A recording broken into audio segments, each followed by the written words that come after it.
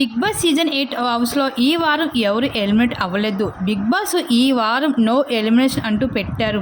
ఇది పక్కా big boss plan ప్రకారమే జరిగింది. ఎలా అంటే ఓటింగ్ ప్రకారము ఈ వారం ఎలిమినేషన్ జరిగి ఉంటే అవినాష్ తప్పకుండా ఎలిమినేట్ అయ్యేవాడు. కానీ అవినాష్ మంచి ఎంటర్టైన్మెంట్ స్టార్ మా ఛానల్కి కావాల్సిన వ్యక్తి. దానికి తోడు టాస్క్లో కూడా తన వంతు ఎఫర్ట్స్ పెడుతూ ఉంటాడు అవినాష్ అయితే టోటల్గా ఇవ్వడానికి తన వంతు ఎఫర్ట్స్ పెడుతూనే ఉన్నాడు.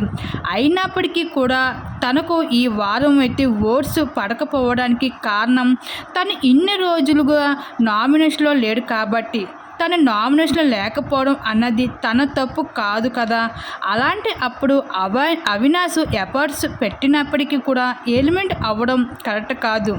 అందుకే అవినాష్కు తక్కువ ఓటింగ్ పడినప్పటికీ కూడా తను ఎలిమెంట్ అవ్వకూడదు అంటే నాబిల్ దగ్గర ఉన్న ఎవిక్షన్ షీల్డ్ని అవినాష్కు ఉపయోగం పడేలాగా చెయ్యాలి. అది ఎలా చెయ్యాలి? నాబిల్ ఖచ్చితంగా ఎవిక్షన్ షీల్డ్ అవినాష్కి ఇవ్వాలి. అంటే అందరికన్నా ఈ వారం అవినాష్కే తక్కువ ఓటింగ్ పడింది అని నాబిల్కి క్లియర్గా అర్థమయ్యేలా చెయ్యాలి. అది ఎలా చెయ్యాలి? ఈ వారం ఏ కంటెస్టెంట్స్కు మంచి కంటెంట్ వచ్చింది, మంచి ఓటింగ్ పడి ఉంటుంది అని నాబిల్కి అనుకుంటాడో ఆ కంటెస్టెంట్స్కి అవినాష్ను బాటమ్ 2లో ఉంచాలి.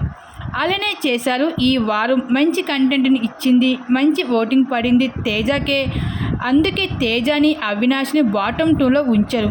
అలా నాబిల్ ఎవిక్షన్ షీల్డ్ని అవినాష్కి వాడడం జరిగింది. ఈ విధంగా అయితే అవినాష్ అయితే ఈ వారం అయితే ఇంకా అవినాష్ సేఫ్ అయ్యాడు. ఇంకా అలాగే తేజ కూడా సేఫ్ అయ్యాడు. ఇంకా నో ఎలిమినేషన్ అంటూ జరగడం కూడా పట్టింది బిగ్ బాస్ హౌస్లో.